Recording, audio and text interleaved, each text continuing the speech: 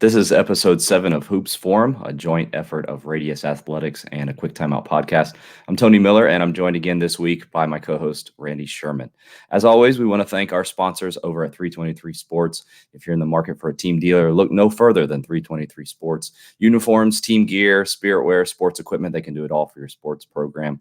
To find out more, visit 323sports.com or get in contact with a rep at sales@323sports.com. They'll be sure to do it right for your sports team.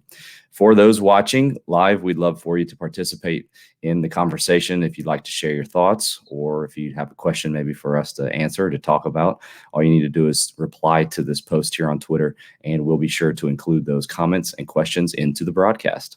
It's that time of year. Postseason play is upon us. Yeah. And since defense wins championships, Let's go. we decided to talk pressure man defense today. There's no way that we can cover everything here over the next 30 to 45 minutes, but we wanted to talk kind of outside of some of the basics to provide maybe those that already run pressure man some ideas, maybe some things that you can add in here at the end, or some things that you can emphasize a little bit differently. Randy, this is a topic that you've spent some considerable time on, yes? Yes. And to what degree? I mean, even here at the start, if people want to kind of look things, hopefully not now, they're not going to search for it somewhere else on the internet, but some things that maybe you've already even put out there that could be helpful for them. Yeah, don't leave us. Keep watching. But on another time, I'd say hashtag pressure man tips on Twitter. Click that. Like you and I were just chatting before the show. Like it's all there. I've given it all away. You just got to do the work, click through the hashtag and learn it. There's a great, well, I shouldn't say great. They're okay. Articles on Fast Model. I'll let someone else say that. Like where I kind of went, piece by piece through the pressure man, and they could probably use some updating. That's why I was hesitant to use the great. One, I'm a little bit better fast draw artist now than I was then. Two, I think some things that I've quite frankly just sort of changed my position and my thoughts on, and might do a little more of or a little less of, or but there'd be a great starting point to get sort of the basics of pressure man on team.fastmodelsports.com. And man, just hit me up. I help coaches in my mentoring program too on how to do pressure man, all things, how to do it from front to back. So that'd be where I'd start. So this is our poll this week. What best describes your team's man-to-man defense? 39%, close to 40% pressure man, 37.3 gap, and then 22.8 pack line. I do know that you can kind of probably define those a little bit differently, but still 40% saying they run primarily pressure, which is why we decided to talk about this today. We did have one. I saw somebody ask about what kind of defense is the difference between what differences exist between gap and pack line. That's my question. For me, gap is probably like the best of both worlds. Somebody who doesn't want to all the way commit to pack line, and then somebody who doesn't want to get out in passing lanes and pressure. Some various reasons for that. We won't get into that right now, but majority of you voting on pressure defense. So that's kind of where we wanted to focus our attention for today. Let's just start with this, Randy, like the main tenets to be a great pressure defensive team. Because you mentioned this beforehand when we were talking, like some people think they're a pressure man defensive team. Maybe you can even checklist right now based off what you're about to say. Are we actually a pressure man defensive team? I think, when I look at that poll, I see it a little bit different. I see 60% are not pressure, right? Like there's something other than that. I'd say the main tenets, to answer your question, is disruption. That's the number one. That's the desired outcome that we want from playing a pressure man style of defense. Is we want to disrupt the things you're trying to do offensively. It's not about defending them. It's about disrupting them. Like I always say, like every team, every opponent kind of has this security blanket, their continuity offense, their plays, their pattern, or their concepts that they're very familiar with. That's their security blanket. They've been maybe doing those since junior high all the way through varsity, or if it's a college team, they've been doing them since since we started individual workouts all the way through. That's their crutch, their thing. And our goal is to make you beat us some other way than running your thing, right? Like that's the main goal of pressure man defense, just straight up just blow your plan up. Mm-hmm. We may still lose, right? But like not that way. One of the things that I saw on Twitter when I went and looked up pressure man tips, hashtag pressure man's tips on Twitter, you said guarding players versus restricting space. I thought that was very, like, that's a shift in mindset, even from our conversations the last couple of weeks, talking from an offensive perspective a lot today, trying to create space on the floor so that our players can create small advantages, big advantages. Well, on the flip side of that, then, if I'm the team that's playing against that, I want to teach my players to have that idea of kind of defending space, guarding space, however you want to talk about it, versus just like playing against players and trying to stop them. For me as a coach, that actually, I think we think so much of like matchups, like how's my matchup tonight? Wow, we're outmatched tonight. We're going to lose. Versus kind of giving players a game plan. What was your thought process behind that? I mean, what? Yeah, I mean, I guess, have you had coaches think better about that when they have that kind of mindset? I'd say my mindset was that there's just sort of some qualities of basketball that I'm trying to disrupt, right? I'm trying to,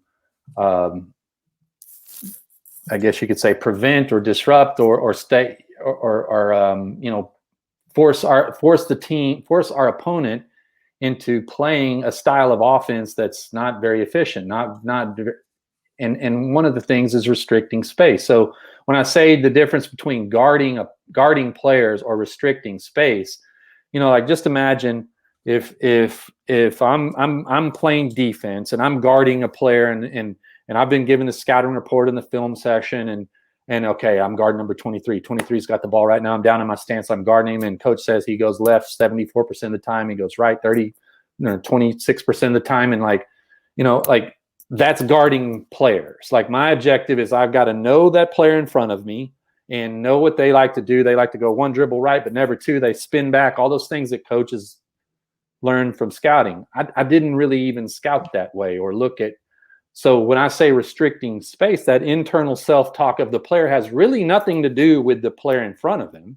They're using their body, their position, their stance to accomplish an aim for our team defense, and that is to influence the ball to the part of the court we're okay with it going, or influence the ball, or keep it from being reversed or something like that. Like, and that's main difference is like we're trying to accomplish something with our defense rather than just guarding tendencies or talents or skills of the other player. So talking about influencing to certain parts on the floor, and also the fact whether you're running pressure, gap, or a combination of the two, pack line, whatever it is, everybody emphasizes ball pressure.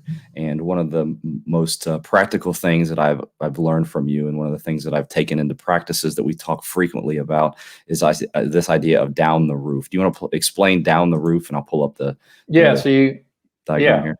Yeah. So what you see there, my first point I would say to look at is the little dots, the little black periods that are two at the free throw line extended, two kind of at the point that's like equidistant between the lane line and the 3-point line where it hits the baseline. So the sideline one there, and then the baseline one there. Those are kind of the foundation for what we want to do is restrict space, right? So where you have X1 and guarding player one drawn, that their aim when they're guarding the ball again is, hey, number one likes to go left 48% of the time. Like they don't really even have to even worry about that. They have one objective, and that's to if the ball is dribbled, it's dribbled down that rooftop. Then you can see those two lines where you just connect all these points, make sort of what looks like a rooftop, right? So their objective when they're guarding the ball is to restrict the space. Where can't this player dribble? Middle. Where can they dribble? Toward that dot on where the free throw line hits the sideline. So simply put, if the ball is above the free throw line like it is here, we're in what we call sideline push. We're pushing the ball toward the sidelines of the court. If the ball were at or near free throw line extended, we're guarding the ball in our stances such that we're pushing it down toward that baseline checkpoint, call that baseline push. So simple, broad terms, that rooftop is just the connection of all those push or checkpoints or push points. Well, it's been very helpful for us. I mean, I even say it during the game. You know, I'll yell to them, down the roof, down the roof, down the roof. It helps with their body position, just putting them in the right. How many times do defenders get beat just because they're not standing correctly? They've got the wrong foot drop, they're giving up whatever. And so it will immediately adjust their body position and help them. And then obviously we're trying to eliminate paint touches and crossing the middle side of the floor. And so, I mean, it has multiple repercussions. The thing that helped me as a coach, you know, I still coached man-to-man defense and what's now gets called pressure man-to-man defense. Before this concept was made known to me, I found before this concept was made known to me, I found the language I used with a player guarding the ball was like real cheerleadery. Like, you got to, come on, man, you got to play harder. You got to get after it. You got to sit down in your stance and, like, you know, try harder. You got to want it, you know, like it was all, you know, back of the t-shirt cheerleader talk, right? So, but like now we've got a clear, measurable, purposeful objective when we're guarding the ball. Like your job when you're guarding the ball is not to rip him and make a steal, not to, you know, none of that stuff. Like, just sit down in your stance, fix your stance angle to that sideline push or checkpoint, and that's it. That's it, you know, and that's easier to evaluate on film. Like, hey, look, your stance is too open. Look, you know, it's not on the roof line. It's a little open, or it's too flat. It's, you know, you can, now I've got some measurable, tangible coaching feedback I can give to the on-ball defender, other than like, hey man, you know, you gotta be a dog, or you gotta really want it or something, right? This may be the most helpful thing, like I said, that we've ever in defense, half-court defense. I hope people watching understand it. Another kind of goes into this, builds into this, but ball screen defense as well. And so let's go ahead and talk about that and how that applies even to here with the roof. And then also tie it into your thoughts as far as maybe the most effective type of ball screen defense to run if you're running pressure man. I think those that follow pack line, a lot of them are hard hedge. So anyways, so with pressure man, like what have you seen work? And then also, can you tie that in here with this idea of down the roof? All right, so let's look at the screenshot first. So what you see is the team on defense. The screeners, let me move this, sorry. The screeners defender really jumps out there, to use your words, hard hedges. To stay consistent with the language that we use in pressure man-to-man defense, when they hard hedge, their objective is to force that defender who would like to come around that screen, bust through the rooftop and get downhill and get into a dribble drive, right? Their objective is to jump out there and force that ball handler back up the rooftop, right? So instead of, say, coaching a defense or a team in the manner of like, okay, when they ball screen for number one here, he likes to take the pull-up jumper, or he tends to, you know, we don't worry about any of that. None of that. Our job is to restrict space and disrupt their offense. So we're always playing to the principles of our defense, not our opponent. Not our opponent. We're playing to the principles of our defense. So we jump out there to force them back up the rooftop. Their goal's that way. Right? Their goal is that way. And him dribbling that way is good for our defense. So to force him back up the rooftop. So if you had a guy, you know, dropped or flat or something, or even, you know, who didn't make it out, and this guy gets going down through that rooftop, we're not equipped to handle that. Again, this is about disruption, right? I get what you see on the screen may look jarring, right? Like it's kind of like, whoa, he could just throw a little hook pass to the roller and we're in trouble. But like, it's aggressive. It's punching. It's not taking punches. We're being aggressive. I would say the switching can be beneficial, but when we switch, we still switch up, like you see here. Like we still switch aggressively. So if this same screenshot could just as easily be a switch, I would say if it were, I'd want the screenee right here to get under the screen. But the guy taking the ball, this would be how I would want our switch to look like. Don't just switch sideways, switch aggressively to keep the ball sighted. Keep it over here on this side of the court. Like, come on, switch up, like aggressively. Yeah. And then I would guess too that a good wrinkle potentially could be like either a trapping out of it or, like you said, a switching potentially. Yeah, switching kind of became something I got a little more comfortable with, and I'm even, I talk to more coaches now who want to go that route is switching. So I would encourage when you do switch with these principles like you see right here. Let's just hypothetically say this was a switch. He switches really aggressively onto the ball like that. A trap was something I used when we were playing a really good player, like a really good ball screen player, like a dude who can go, right? Or someone who, we're trying to switch coach, or we're trying to hard hedge, or whatever it is, and it's just they're just burning us, or they're turning the corner, and so I think that's maybe another mindset thing around pressure, whereas some coaches, like they're defensive on defense, right? Like, okay, we got to sit back, and this player's really good, so let's go under, and don't get beat, we're going to be defensive on defense. My thought was like, if they're good, I'm going to, and really giving us problems, I want one of those other 4 players to have to make a play.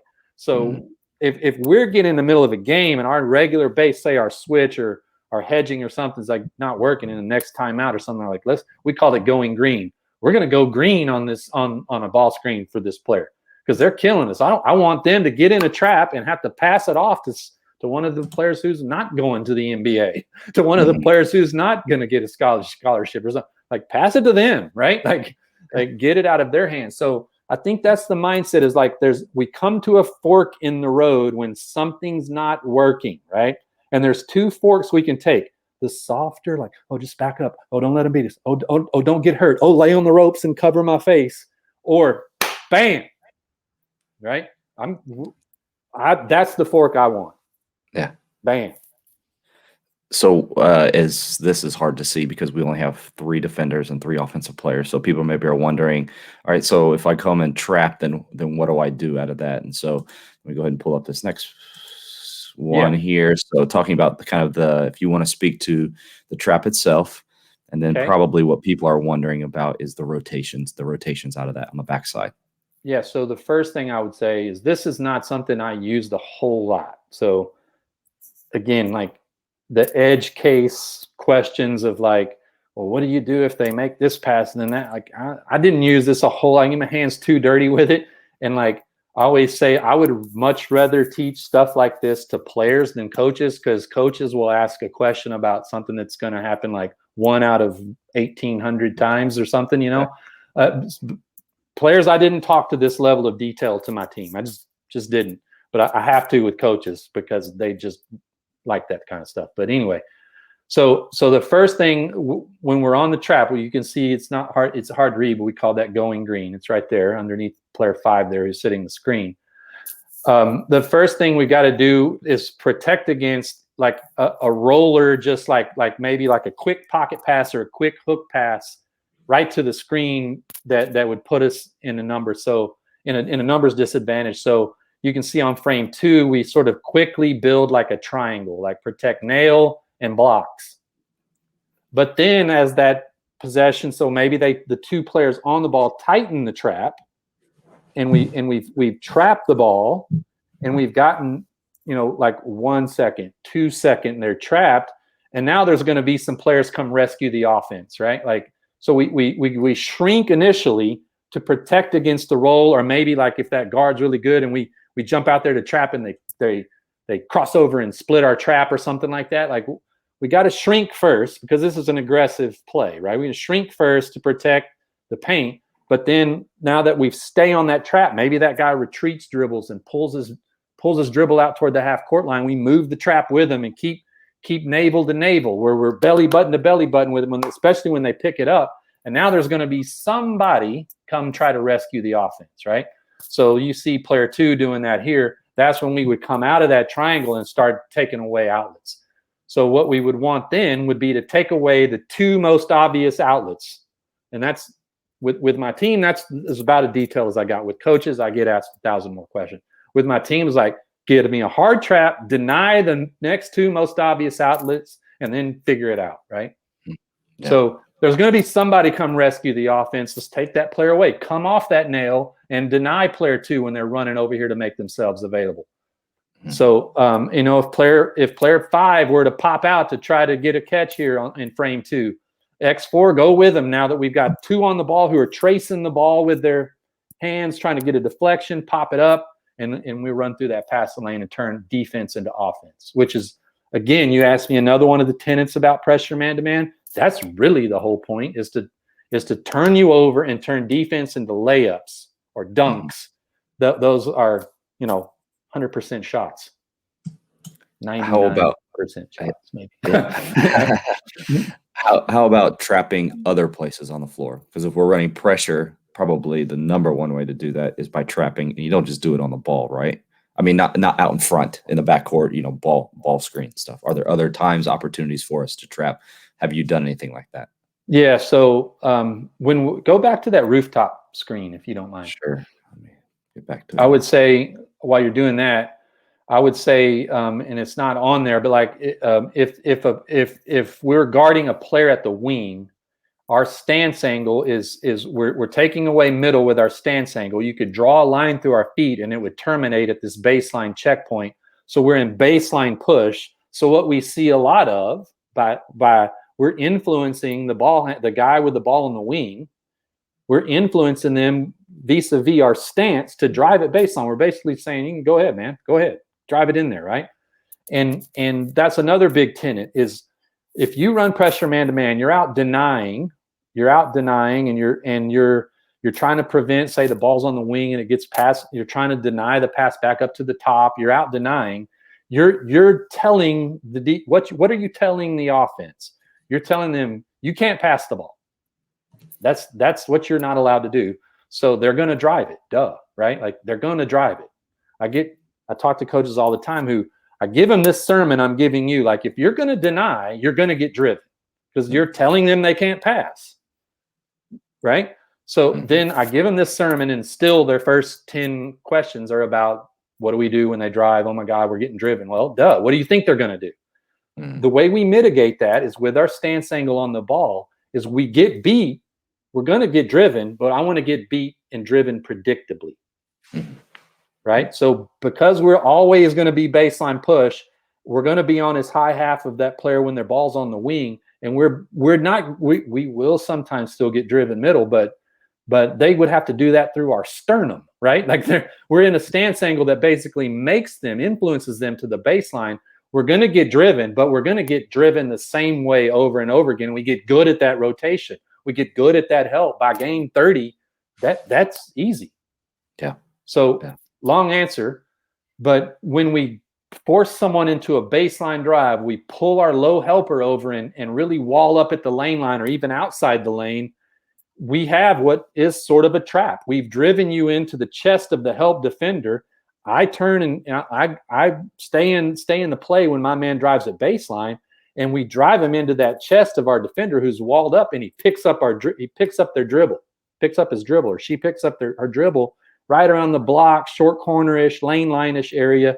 Now that's a trap. So same thing is we're going to try to take away. Someone's going to cut around and try to rescue the offense. Well, let's get them in that trap, get a deflection, deny anyone who's coming to the ball to rescue the offense, and get a touch on the pass out of the trap, turn defense into offense. Let's go. How about let's go back and talk about the switching again. These are all kind of interrelated, so we're not really jumping back and forth. But okay, the coach who says to you, like, I'm afraid of switching because if we switch 1 through 5 or we just switch the guards, I'm gonna end up with a mismatch of some sort on the floor. Do you always have to switch? What do you have for that guy? What do you say to that guy? I would say, well, there are certainly teams and programs at all levels, college to NBA, who maybe switch when it's guard to guard action, like a handoff, like 1 dribble handoff to 2 or something like so it's not a false dichotomy. We don't have to do it all or nothing, right? You could, you could, like we're going to switch guard to guard actions, or you could be like 1 through 4, but I got a big guy who's like I don't want to switch with him. That's fine. That's okay. So I'd say don't do it. If you want to sort of like have a hybrid where you're switching 1 through 3, 1 through 4, but not Big Tony, right? When he's not quick enough to come out there. But if you do have, if you want to go ahead and go for it, my advice would be to play mismatched one-on-one in practice. Mm-hmm. Right? Like, normally when we do one-on-one, it's like guards on that end, bigs on that end, but like sometimes I would play mismatched one-on-one. My fastest point guard against my biggest big. Let's go. To where I can at least get a stalemate and I get comfortable with switching onto a kid quicker than me, and I can kind of learn some tricks of the trade, like back up, stun at him, give him a little more, give him a little cushion, or I learned how to just sort of wall up and make, one of the things that I would say is like, you got a big switched onto a little and they drive it to the basket, but they don't beat him. Now they got to score over a gigantic guy, right? So yeah. It can work out. So I would say just play with it, get comfortable with playing mismatched, put your kids in those situations, play mismatched one-on-one in practice. I would say also too, like, again, it kind of goes back to like, we have the ability as sentient beings to think and worry about, like, that's the bad thing about being kind of smart, is like you can worry. Like people that are not that smart don't worry that much. They can't envision these scenarios. And so we worry about, oh my God, I'm going to get, Allen Iverson switched on to big country here and it's going to be terrible. Right. I just didn't found that to be that scary once I actually did it. Right.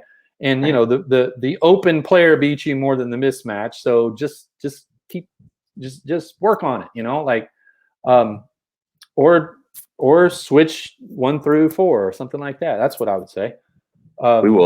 We will sometimes we'll switch 1 through 5, and one of the problems that people are already thinking about, like, what happens then, because they're going to find the mismatch in the post, and that leads us to going back to what we were talking about earlier with trapping the post. Something that I've seen some teams do that you may want to do is that it's an automatic. Whoever is the big is going to be the person that goes and doubles down there. So you go and you double, then a lot of teams you teach one dribble away from the basket, then you retreat. Yeah. So then you just go back. The guy who retreats is instead the guy who doubled, the big, is now the guard who was guarding him, and then you're back to your normal matches there. Yeah, so that's one way to eliminate the mismatch there in the post. Yeah. So, again, I didn't really get my hands too dirty with this. This is kind of edge casey stuff, but we did prepare and talk about going green on if we switched 1 through 5 and got in a bad mismatch. I have found that a lot of teams will just keep playing, right? They don't really notice, but you watch an NBA team, they get a switch they want. It's like the record needle scratches and and then, James Harden backs it out on Jared Allen or something and goes to work. Well, now, like that mismatch, but some high school teams, they just keep running their thing. They don't really even notice that we switched, and that's cool. Like, great, Like if you do run up against a coach who like ISOs the switch, like you switch a big onto a guard and the record needle scratches and that guard backs it out and I'm going to take him. A tactic can be a green trap, like run the guy who's guarding the wing, just go trap the guy and rotate to the next pass to get it out of that mismatch's hands and then figure it out after that. Or like you said, if they mouse in the house, like we switch, they roll into the paint, they mouse in the house at you. We're going to stay at home. But when they feed it into that, we're going to go green with the feeder, with the other big, however you want to do that can be, tailored to your desires. But that's another tactic. But again, man, I'm speaking on edge casey stuff that just I didn't really get into that much with my players. Yeah. So speaking about getting more into it, if you're interested, I've got it scrolling down there across the bottom, but go visit fastmodelsports.com. And Randy has written several great blogs and short reads. You can read them just in a few minutes and go back and read a couple other ones. But visuals, as far as graphics on Fast Draw, as well as video, and some of those special cases he does address in there. But coaches, like you said, come up with all kinds of special cases. So this could probably go on. They do.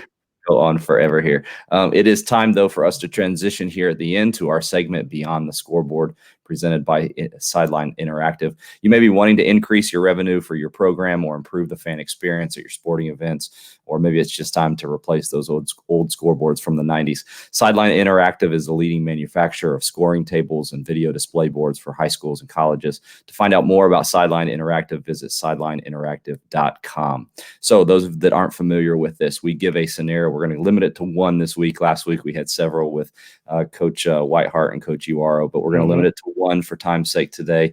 And this is just, we give a scenario. What would you do in this scenario? What are some possibilities and some things to think through? And actually, this one is one that our team just faced yesterday. So definitely something that you could encounter here. Here's the scenario. Your opponent is down 2, so you have the lead. Okay. With 1.2 seconds left. It's their ball on the opposite end baseline, so they have to go full court. They got to throw a full court.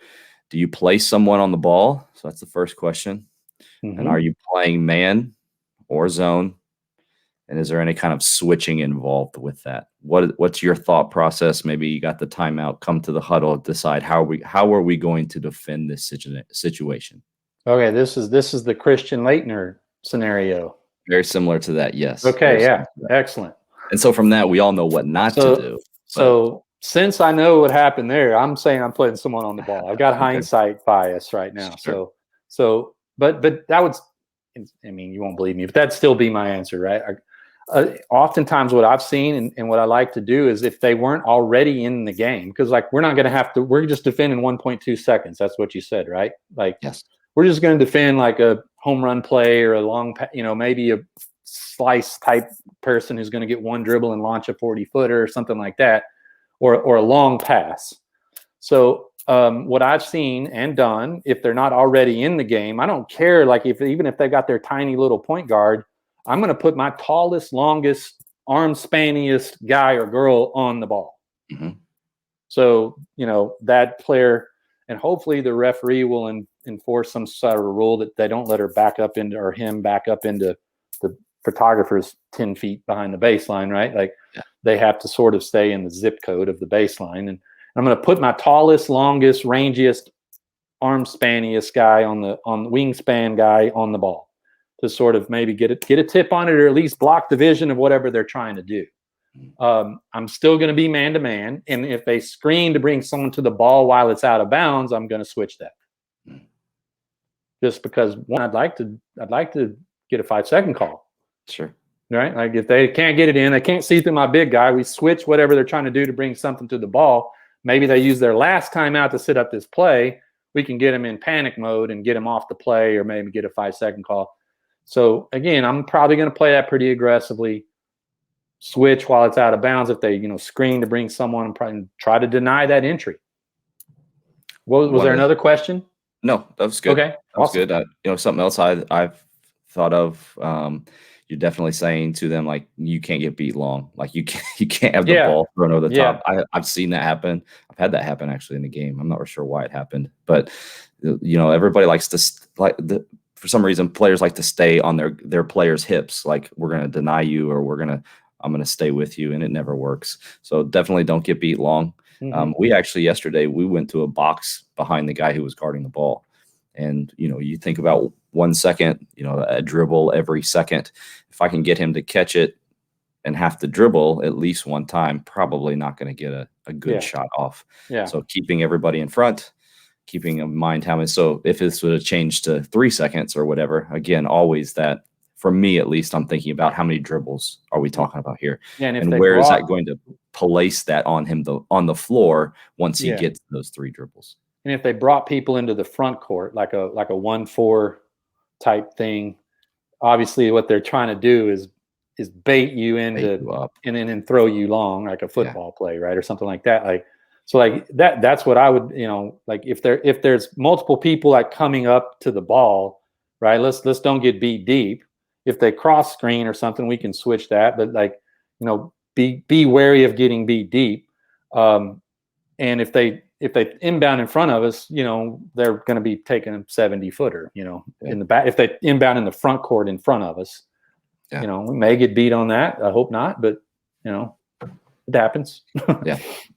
I won't talk about the one story that had happened that too, but it wasn't good. Just like we Yikes. said last week, when it happens the first time, you never forget it and you learn from it. So Yeah. hopefully maybe this will help somebody this week or within the next couple weeks here. Yeah, these finishing out playoff the season. games and these scenarios, man, you see them all the time. They manifest themselves and they become part of basketball lore, like that Duke in Kentucky they're the iconic plays.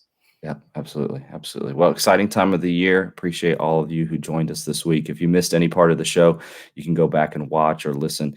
Visit Radius Athletics on YouTube to watch the full version, or you can go to any podcast platform. I release these a week after they happen. So this coming Friday, you'll be able to listen to the full version of it in audio form. For Randy Sherman, I'm Tony Miller. We'll talk to you again next week on the next episode